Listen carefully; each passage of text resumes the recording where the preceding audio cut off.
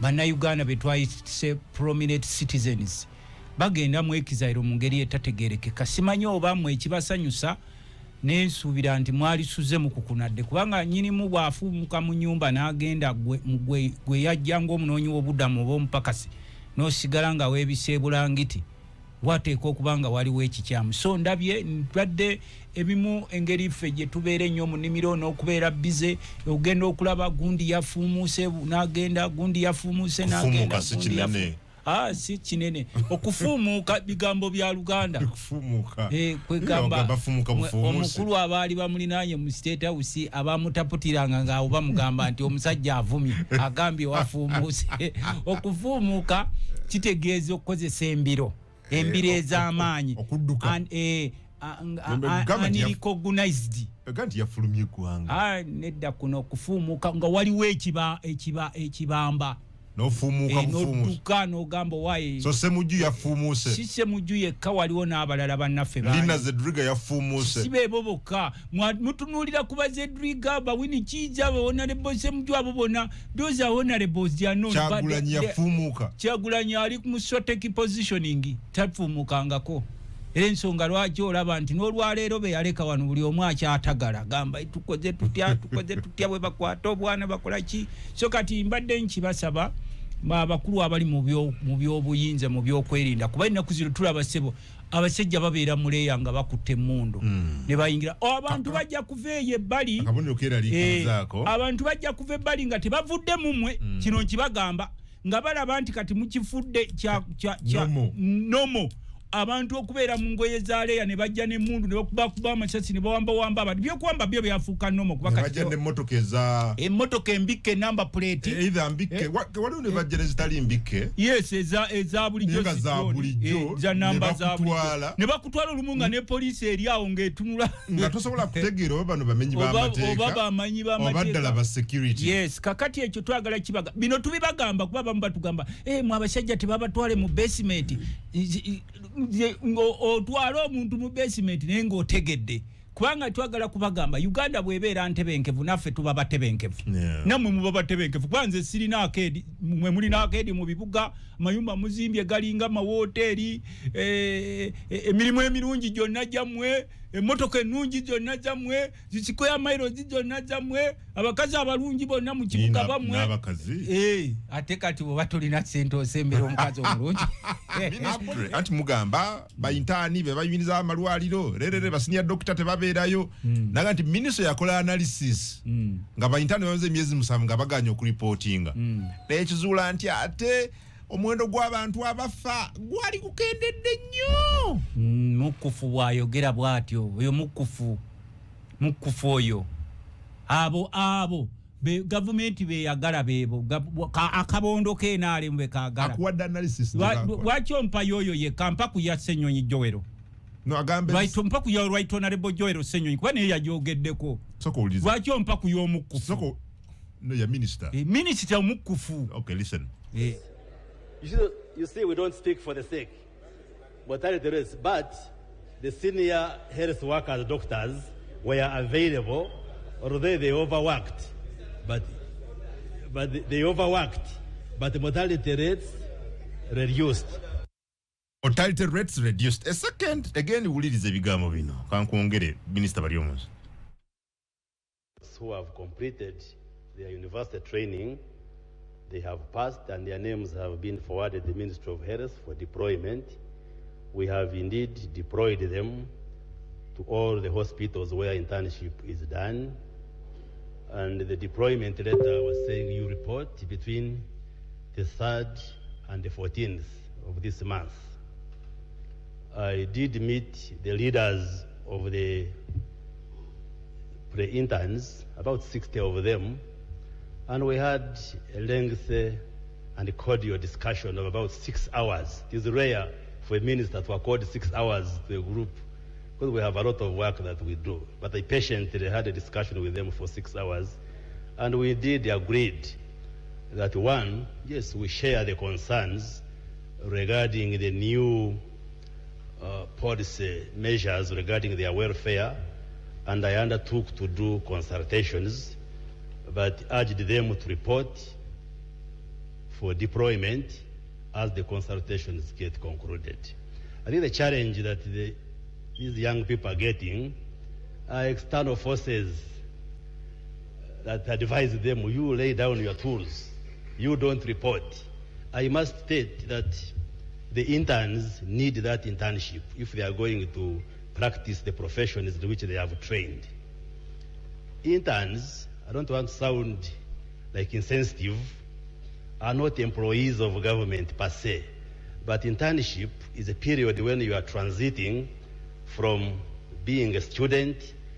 to becoming a fully licensed professional. That should be clear. It is also not true that is interns who run healthcare in this country. Yes, they make a contribution, they provide labor as they learn, but the healthcare is provided by different cadres in the health sector. For instance, we have Health Center 3s, Health Center 4s. Maybe it's referring to you as the internal forces. Abana bana magezi kubanga ekitongole kya Uganda Medical Association kisongewamu oluno kyekitwala abasawo bonna mbukiga bano basoke bakole kibalindeko ku reporting okutuuka ensonga eno ngeri resolved. Minister yatugambye leero nti bano abasawo by medical interns bali balina okureportinga between 3rd and 14th August. Leero wasigadde ennaku bbiri period yeggweeyo naye tebalinyangayo mu malwaliro. Kati minister talina concern kuba ye ne bwalwala bamutwala bweru wa ggwanga ne famire ye bagijanjabira bweru wa ggwanga. Kati wali badde obuuza ku muntu wa wansi beba abayita mu mbeera olinga atuuka mu ddwaliro n'atasangayo musawo naye ng'obulwadde bumuluma. Nkugambye bwe yalwala ewaabwe lwaki tebamujanjabira waabwe kinkizi. Oyo musawo is a doctor, professional doctor. Yali abaddeko mu ddwaliro n'omusanga nga jjanjaba ng'omusawo n'amanya omuntu embeera gy'ayitamu. Kubanga wano ne ku mulembe gwa mini yali teyasoma nga abasawo babawa ekitiibwa, abasomesa baweebwa ekitiibwa, ng'abasirikale ba poliisi baweebwa ekitiibwa. Ensonga lwaki olaba wali eri ku gundi ensambya ku training gundi yaabwe babeerangawo ne swimming pool ndooza kati mbaata ze ziwugiramu ngo police office omala emirimu gy'ofiisa ng'owuganako. Naye olwaleero ku mulembe gw'abo abasomyeko basanga owa poliisi ng'awuga bagamba yeejalabya okujjako ng'owuga private. Wali otuusewo wali ekibuli ezo swimming pool amini yaziteekerawo buli profession ng'eweebwa ekitiibwa.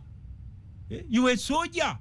ngobeera otyawo yegeyege. Doctor nga badokita balina ne doctors quarters zaabwe bano ze beegabanya nga bayita mu private companies zaabwe ze bakuliating otwala ebya government nga baba n'amasomero bibasi bikeera ku makya bitwala abaana baba doctors from doctors quarters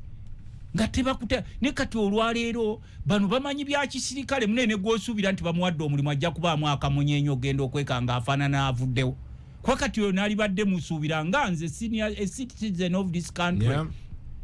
Nti olw'okuba naye musawo amanyi obasawo kye bayitamu, olw'okuba ava mu kyalo, olw'okuba we mubeera wano mu Kampala temulowooza nti wano wammwe.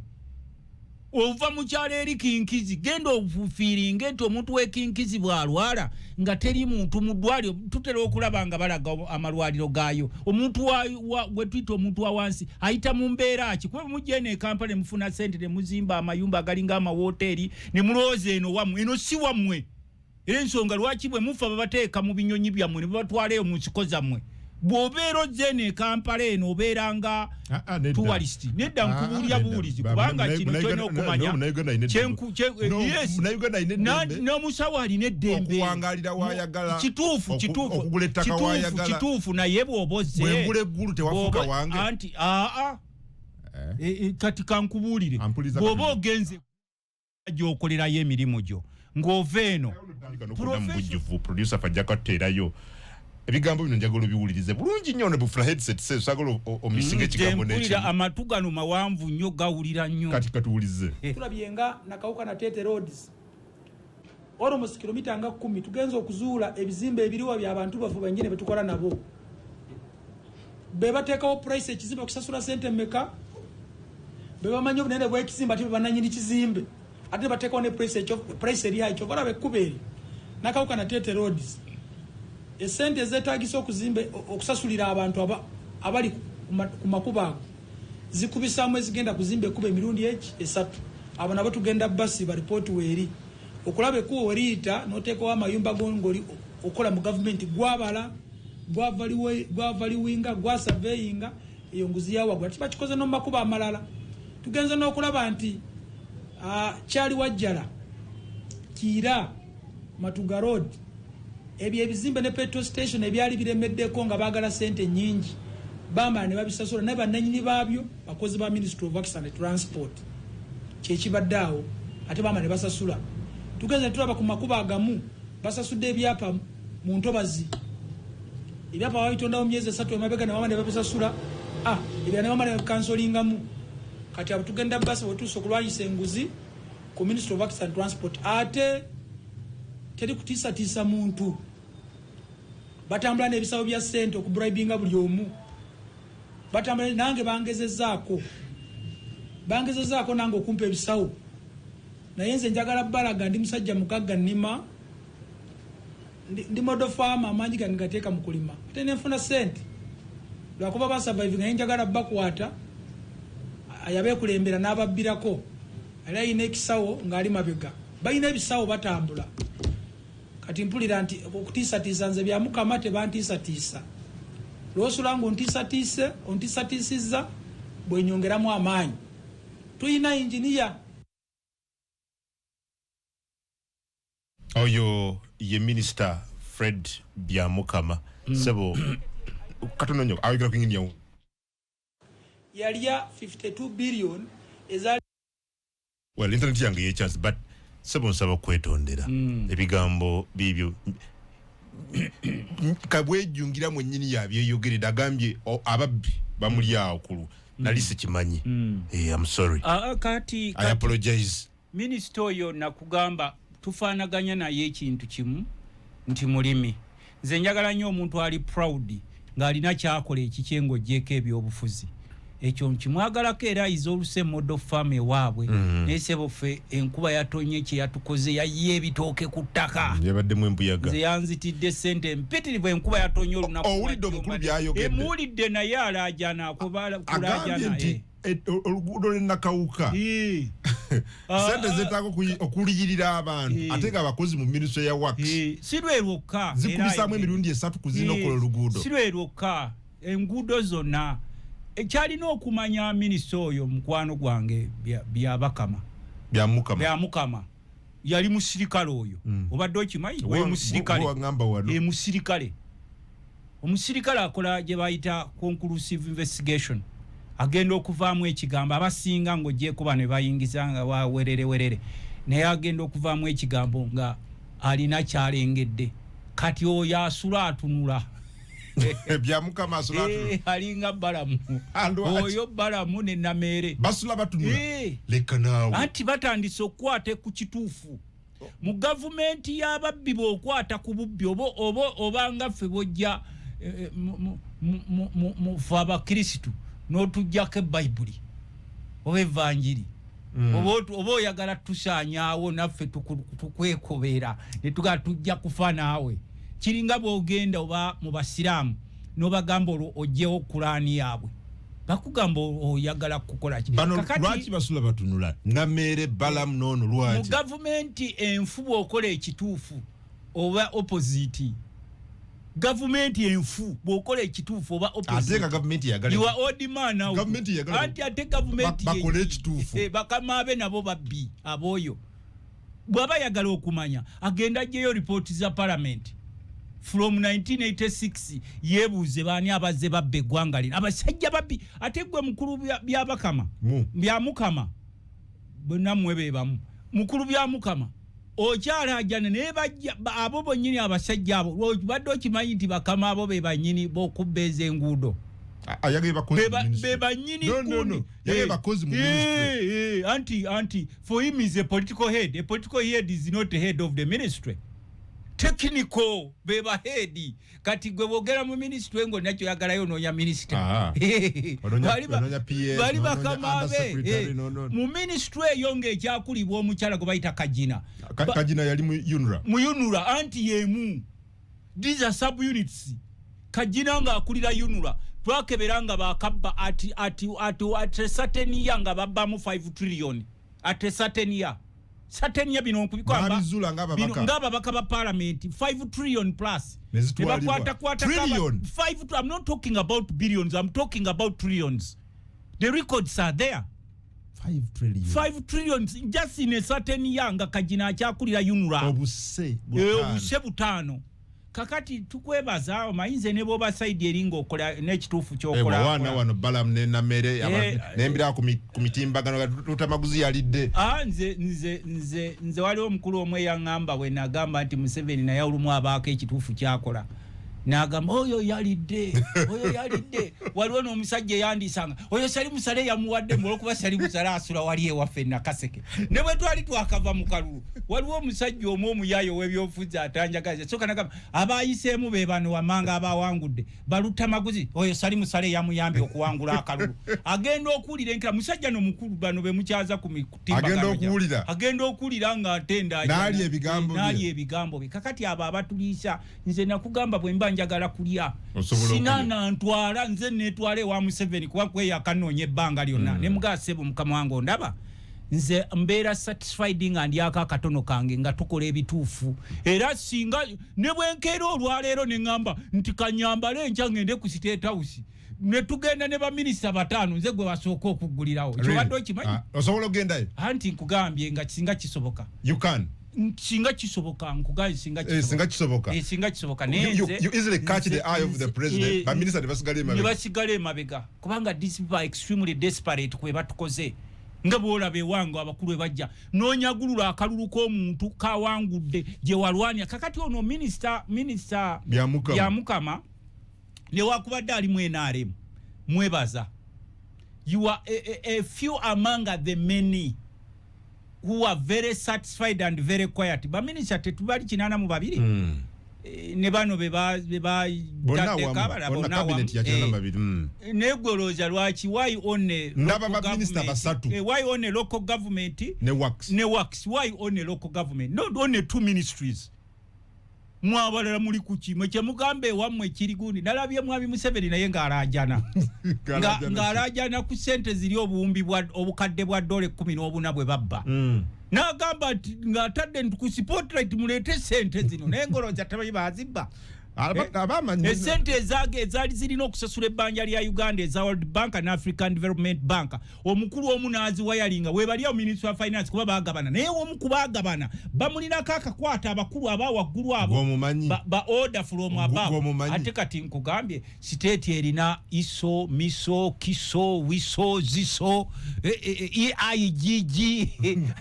abo lwaki tebabagamba ng'omukulu ya sente zasasula zino mark you zino si sente za Museveni ng'omuntu zino sente batukanulamu omusolo okusobola ne bazijjayo mu treasury ne baga tusasule ku bbanja litubangibwa ku lunaku olwo omukulu omu n'ateekawo akawunti sente obukadde bwa $18 ne buzigendako ku akawunti lwe bagigulawo bwe zaamala otuulako ne bazijjako ne webali wano Ministry of Finance webali wano tasobola kubakwata nga bwe nakujja ne nkugamba nti Speaker Parliament Atitamongo tasobola mukwata nakikugasa kigamba nekiga kiteeke kuliko nze ngenda okujja okwogera ebigambo byange sibyogeza futwa bwe nali nakava mu kalulu nze waliwo abakungu ba gavumenti abanoonyeza emirimu gisukka ne mu 10 nga bampita jangu twategedde twakugjeeko akalulu jayo tukuwa omuli tukole ne mbagamba nti mulaba nzizeeyo waffe Nakaseke nnime balamuhape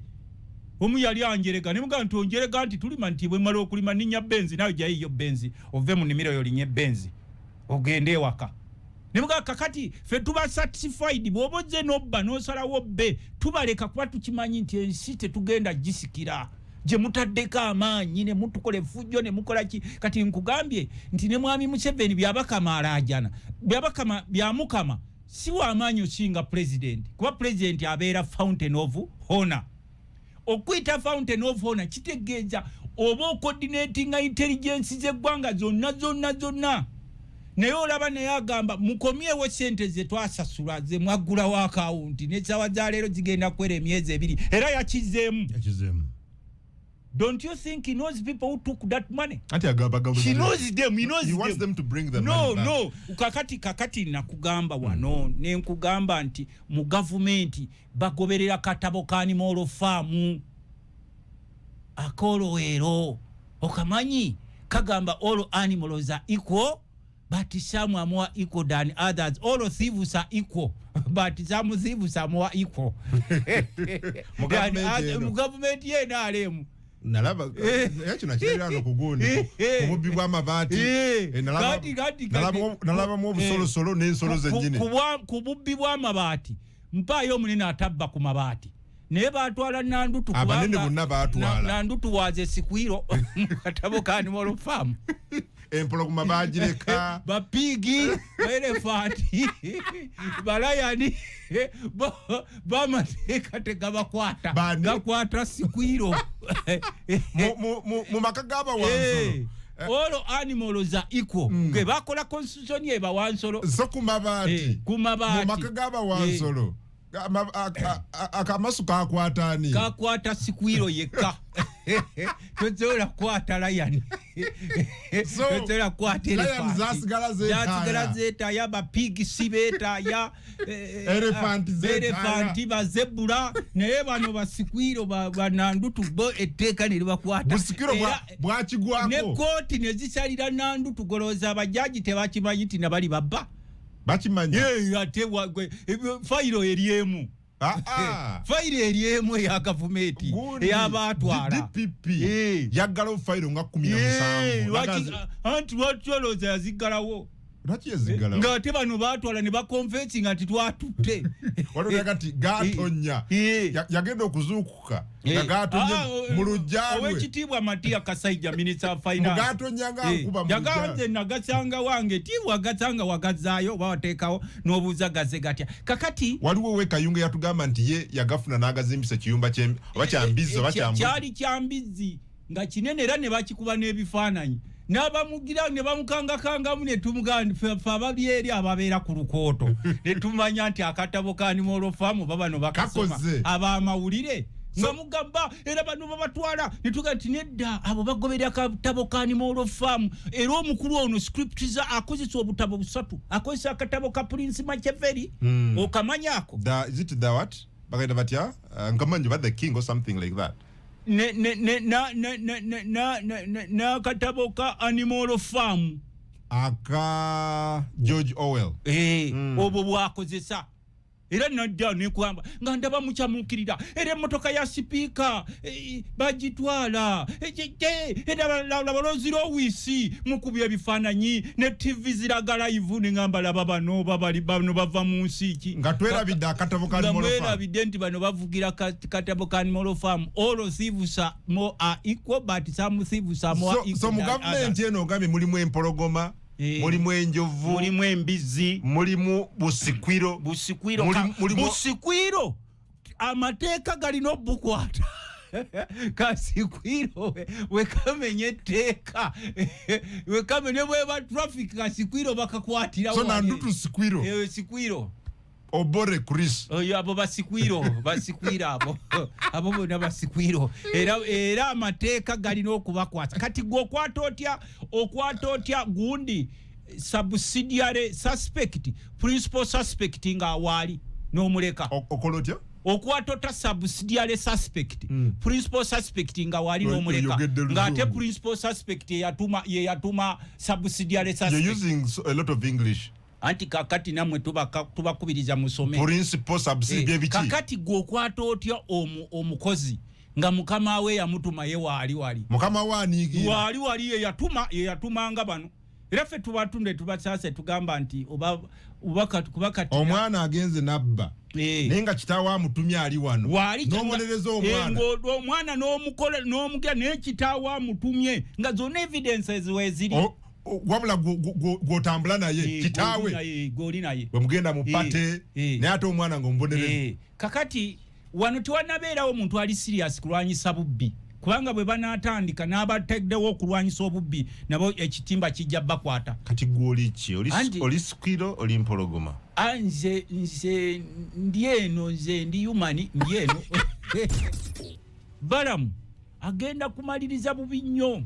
Ababbi bagenda kuganginga up olabenga Shaka ekolagana ne Lion ekolagana ne Zebra ekolagana ne Elephant. Olabe emmese ne kapa nga biri ku meza bikuwa dance. Nga biri wamu wali nga byetabudde wamu kulwanyisa muntu omu Balamu na Mere bya Mukama. Sibamu ekide. Era nabo bakimanyi. Golowooza diru meka Balamu zaali nyamu. Oba bya Mukama oba na Mere diru zebali nyemwe eggere kuba kati government ya diru omanye ekiri mu mafuta agava ebunyolo eriyo omunyola asobola ofuna amafuta gewaabwe agava ewaabwe amafuta agava ebunyolo teganda bakutandika nanti kati abanyolo baali badde one of the people kuba gava waabwe baprominate teganatandika naye abakulu tugasuubira okutandika you don't have any hope ku mafuta gwe nga bwe nkula bakugamba bagafulumya na Tanzania ebitundu 85 ku 10 byonna bitwaliddwa Tanzania anti kati olinda byoya byanswa naye wali okati tebeyibala ababbi bagenda kwekolamu omulimu nabo golowooza nti bano Balamu batambula ababbi bo tebatambula n'ababbi batuuze enkiiko ne bagamba nti ababbi batuuzizza bali bakituuma nti ababbi batuuzizza gundi yaabwe kafeche ne batwa ne bagana naye Balamu nga atusibamu ekide n'ababbi batula ne bascratching omukoyo Balamu nga atufukidde akayinja mu ngatto nti ku supplementary ya Museveni omuntu omu yabbako sente n'agula flats mu East London okulinaana n'omukyala gwe bayita Janati East London ku supplementary ezo gwe ne parliament lwakuba ne parliament naye yali badde noonyereza ku babbi ekizimbe kyayo nakyo baakibba ekya parliament ekigiriraanye wali kye bawasete buli lunaku ekizimbe extension ya parliament gye bali mu extendinga okugazia nayo bagibbako sente nga bawe sente ziteeke anti kakati tewali kigenda mu maaso genda otunuulire tijase ebyo mokale genda otunuulire sente ziteereddwa ku kizimbe ekyo naye nga bakiwa so ate abakoona ate abakoona nabo bali kugundi zaabwe ku firimu nakuwulira wano nti wali weebuuziza ng'otudde waka lwaki mu bizimbe byonna National Theatre gye balinaanya Parliament ono buli omu azanya Katemba we wali lwaki gye balinaanya Parliament yage Katemba bw'ava mu Parliament ayigira mu theatre abanoonyereza ku bali b'enguzi n'ekizimbe kyabwe mu balina otuula nakyo bakoonako kayondo nga zigenda bakoonako kayondo genda obuuze accountability committee za Parliament buuze esobola okwaŋŋanga omubbi eyalya sente z'ekizimbe tesobola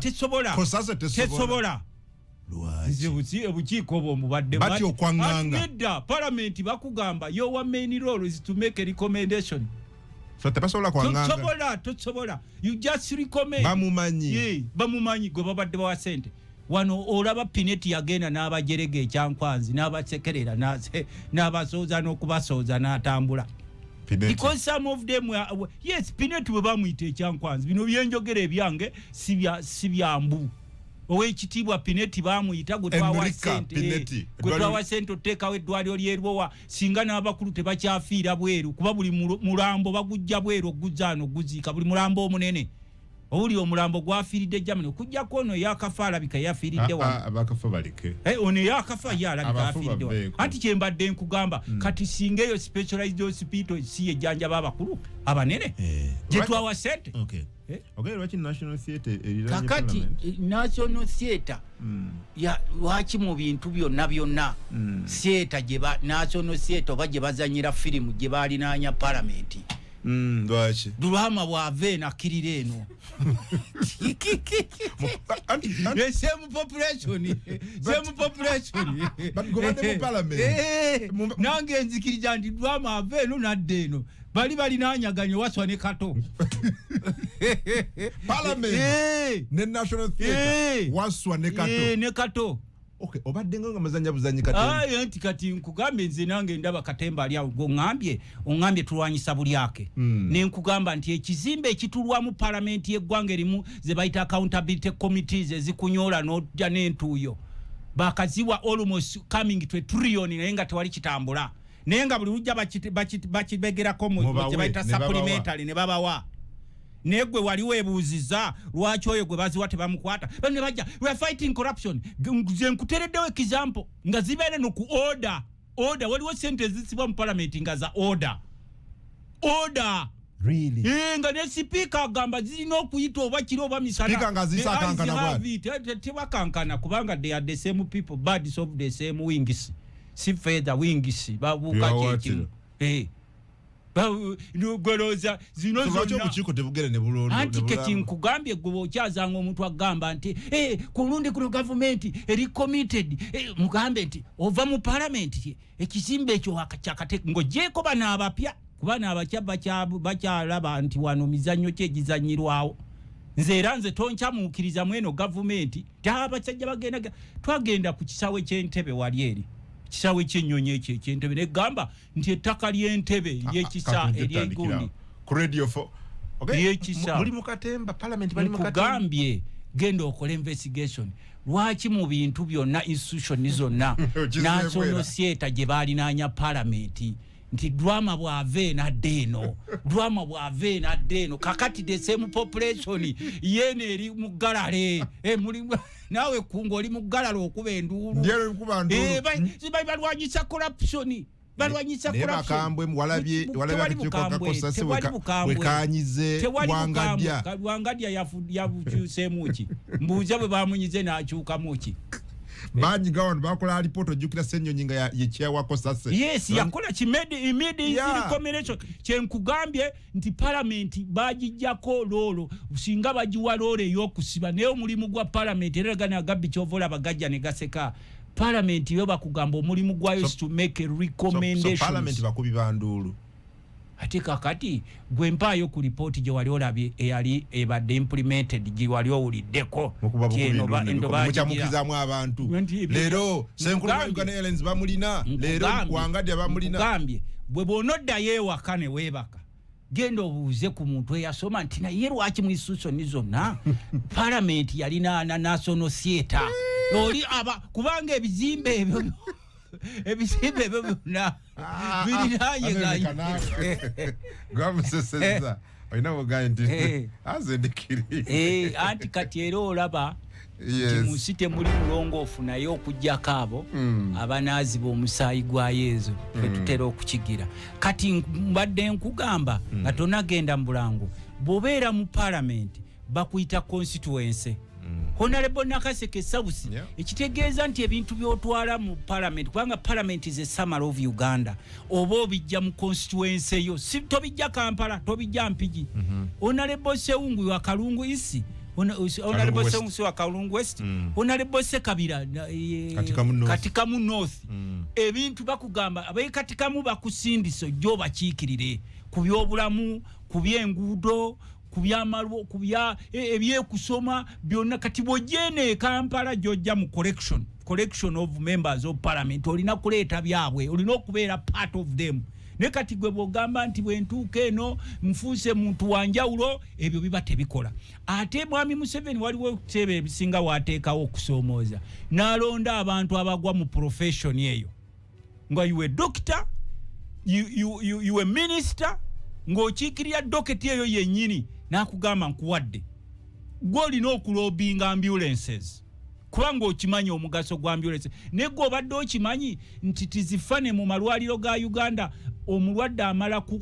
kulabika ambulance nga bagyetaaga ne bamala ate dereva waayo okusooka okugenda ku petrol station ateekemu amafuta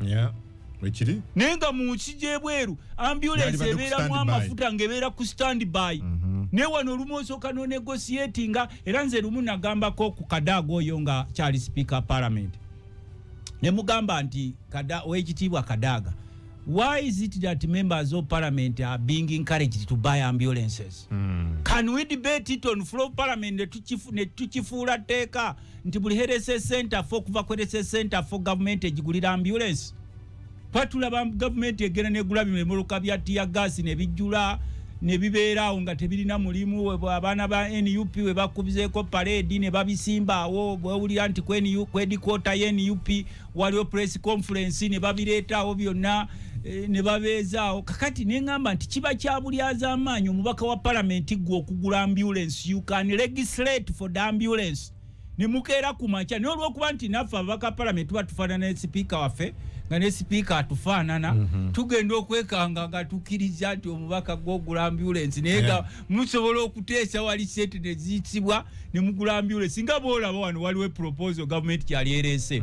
ey'okugula road units district road units buli district neepulira nti bagyewoledde kitrakita oba byalagawo ebyo no buli district na tractor naye ng'amakubo gafaanana balamu kyali mukolako balamu akigezaako naye tractor zikola ki waliwo yabadde mu Western Uganda nasanga abagagga be bazikozesa ku mirimu gyafaamu zaabwe ate kati mwe mumuvuma mwagala ki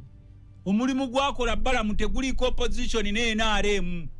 bw'abanga akayuukira b'NRM banne mumuleke kwanga oyinza okulowooza kwa abantu bano bazibu bwasigalirayo ababbi ne babba eyo nduulu bwalwanyisa ku babbi mwali mu gavumenti ate ego nagwo musango mwe mwagala ki kwanze bwe nsanga omuntu ng'agoba ababbi abali ewaabwe nga baganda be babbi ng'abataddeko enjegere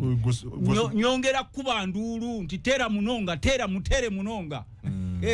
n'abateere era bwe tulaba atenyi balamu ng'agenze mu Western Uganda n'akwata agatuga bateere munonga atenyi teera munonga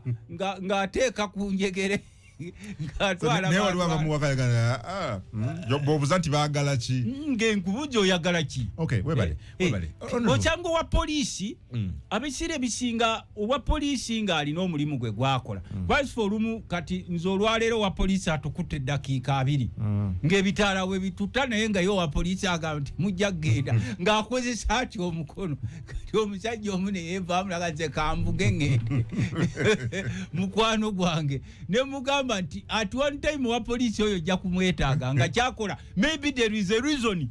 lwaki akikola kuba omulaba alina obuntu bwayogererako ku matu awuliziganya wayinza okuba nga waliwo traffic somewhere obanga waliwo akabenje somewhere ng'ate emmotoka zino zisobola okukola kyokugenda mukwano we naga nze ngenda kuyitawo ngende ne mugamba please omusajja oyo omulaba ali ku mulimu gwe naawe ojja kuba ku mulimu gwo okole ekyo bagaye nti ate ono kati laba waayingira kati obuzibu bwe tulina abantu bafa olumu bayingirira bannaabwe emirimu bwe banga omusajja bamukwasizza loko gavumenti nga ye minisita mujjuvu si bano bwe bateekayo kubanga nsubira oyo munnaabwe waliwo minisita gwe bawanga ne mu ntebe omulaba atuulamu matiitiri tajjaamu nga is not part of them is with them but not part of them but balamu is part of them is with them but part of them bw'atuulamu muli naawe ekigambo kikola kisinga kya minisita kikuba tunabo ba minisita boolabanga abwekiragiro naye nga ne baawa nabo bamunyooma paka era kyova olaba mukulu bya mukama gyagenze eri bakatumba ababaddeyo katumba abadde nga kigende mu maaso tolina maanyi finally bakunekyo ngamba ku biragiro bya balamu ebipya ku banyi b'omwenge yagaye teri kugutunda kunaku z'okukola beyond before sawa 9 kati balamu yatabukidde abatamiivu n'atabukira ne kampani za zaala ekizibu kya Uganda si mwenge si sawa za mwenge zisinywa mwenge gabondaba wano mbeera soba 24/7 nagezaako ne ku wayini n'agaana era bwe munywa nsula bubi nnyo sinywa mwenge naye ekizibu kya Uganda si mwenge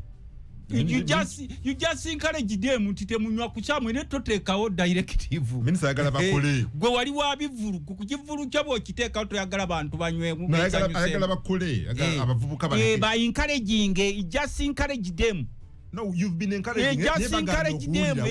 kati gwe bani abagenda okuimplementinga directives zo amateeka ago yagambye ebitongole bitandikirawo ebitongole ki kubanga ebitongole byogerako nabyo byabunda kati tetuganye twetaganya ba ministers oba abantu abali mu government abaleeta proposals are very good wali osangayo society ezimu nga ziri gundi kuba mu parliament baleetako ku tteeka ly'omwenge emirundi 3 ava ku oyo ne Namboze yakireeta Honorable Namboze nga bwe kituuka wali eri nga ab'omwenge bajja ne bagamba ndagamba nti ekyabaleeta mu parliament kuteesa ku bya mwenge nga batuuba ne sipiika n'owetololo Honorable Opendi na kireta ngo kiraba kigenerating a debate. The biggest challenges of Uganda are not related to alcohol. Kati bano kye bali badde balina okukola kugamba basentebe balonze aba LC nti buli sentebe w'ekyalo doketi ya Dr. Baram eyo doketi ya Dr. Baram information mu baluwa ye bano bonna be yawandikira basentebe ba district bagala bakulembere mu kino naye gwe kyenkugambye kituufu ekyo tokiwandika nga directive ekyo gireta nga proposal nti bannange nga booleeta kirowoozo nga muli mu lukiiko nti bannange ensi yaffe mugiraba embeera gyerimu gwe ssentebe omugambye ne era kyenjagala okuwandiika ssentebe w'ekyalo afuna ssente meka buli mwezi abadde mu financial wedde n'emyaka giyisa abadde afuna omutwalo gumu buli mwezi ssentebe w'ekyalo afuna omutwalo gumu MP afuna kugamba MP afuna obukadde 5 mu kamu ssentebe w'ekyalo afuna omutwalo gutya gumu kati ssentebe oyo gw'otaddeko okumonitalinga amabaala ku mutwalo ogumu nedda jasi kino kya buntu kubanga these are proposals bazireeta muffe naffe ne tuzibaddizaayo ezo bw'oba zireese si kibi abantu abamu babadde bakeera ku makya omwenge naddala abavubuka mukibateekemu nti omuvubuka gwakeera omwenge ku ssaawa 6-7 olyawa kino ekya betting muwagira nnyo kubanga ensi ezisinga betting zamugoba Rwanda betting bamugobayo Kenya betting bamugobayo ne wano olw'okuba tunoonya ssente ne mukasasiro buli kimu bakikiriza wano ekyo ekya betting nange muwagira ddala betting bw'abaana abaawo bamufuule very expensive nga kwegamba bw'omufuula nga wa bbeeyi nnyo adiscouraginga ba participants okubanga bamubeeramu naye kino ekyomwenge kino ekyomwenge kyo kyayogeddeko mugambye eti parliament yakireetako buli yakireetangako nga kimwokya era n'ekyo bw'oba oyagala kibeere implemented just bring it as a proposal oginkalejingisa abantu nti bannange bannansi bannange tulina okukola biseera ebyokukola tubenga tukola omwenge tugunywenga wa biseera byaki biseera bya luwaggulo bwe kiba kisobose wakana akawaayiro okateekako bwe kiba kisobose baffe tulina ebyalo nga ne ssentebe waakyo akeera omwenge ku makya ssentebe w'ekyalo nga naye akeera ku makya ate nga ne ba OB be bamulonze okujja okulembera kakati eyo implementation tebeera amanya go ne gyosinzidde okay owai Honorable owekitibwa Sebo webale kuweereza gwanga Uganda n'Obuganda Honorable Adam Kungu Sebo tuli wano olina omukukunavu Honorable Lutamaguzi Semakula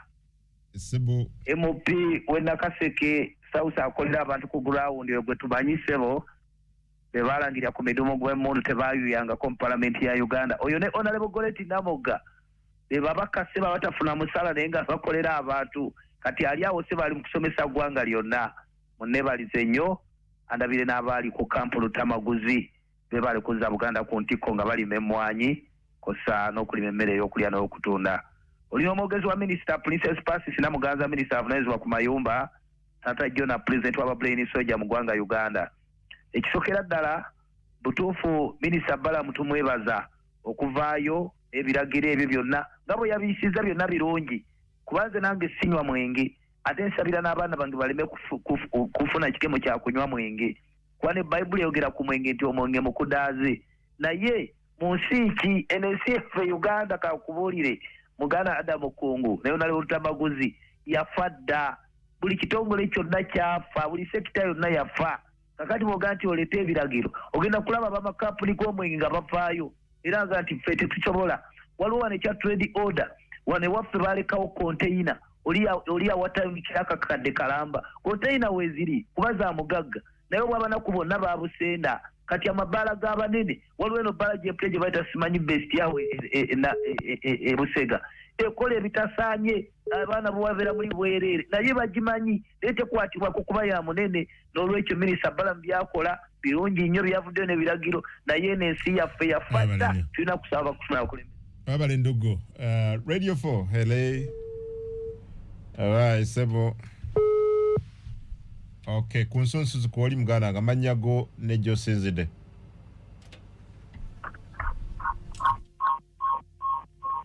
Le. Hello. Anjisewo. Yero le kutata. Sebu genda kunsonga. Kale ani ono nebaza Jaka Nakaseke. Nakaseke kitundu kye Jaka. Nsinzira Kasaga ku kyalo amatendo ekyalo ndo omusajja lutta maguzi ne batubba. Yes, Kasaga sebo. Bandi nebaza omubaka wange. Yero gwe mundi gwange ososo okuyitamu. Nebaza omubaka wange obutatuvaamu n'asigala ng'akyayogera ebyensonga era tumuwuliriza. Ekyalo bakita Kasaga mbeera wano Gangu ku kkubo eridda ekasambya amanyi oyo mbaka. Ogambye gumwami ani sebo? Nze bampita Jaka Katumba, sebo mwami Jaka.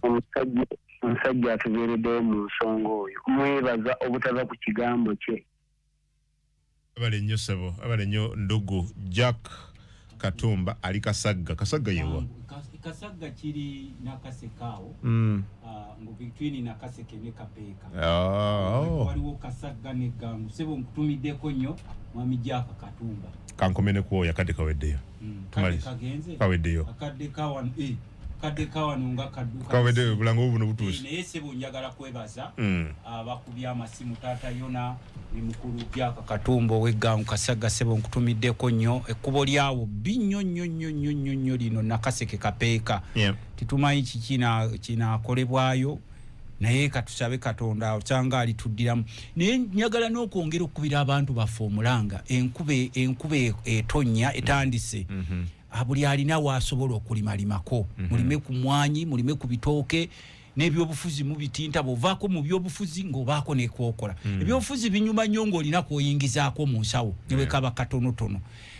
Ffe olumu tusinkana challenges naddala mikwano gyaffe abamu balowooza bw'okubiriza ku bantu okukola nti ate oba tobaagaliza. Nze nsuubira ffe tusinga okubaagaliza. Era sebo Mukama nzikiriza mu seconds ntono nnyo okwongera okujjukiza bakama baffe abali mu gavumenti abaana b'NUP abali makomera abatalina musango. Kuba nammwe mukimanyi nti abantu abo bali olwambeera ya byabufuzi. Sebo neyanziza nnyo abali ku kampu Lutamaguzi mbatumiddeko nnyo naddala abantu b'e Buyungwe Kaasa Ng'ombe n'abalala mwenna ababadde batuuliriza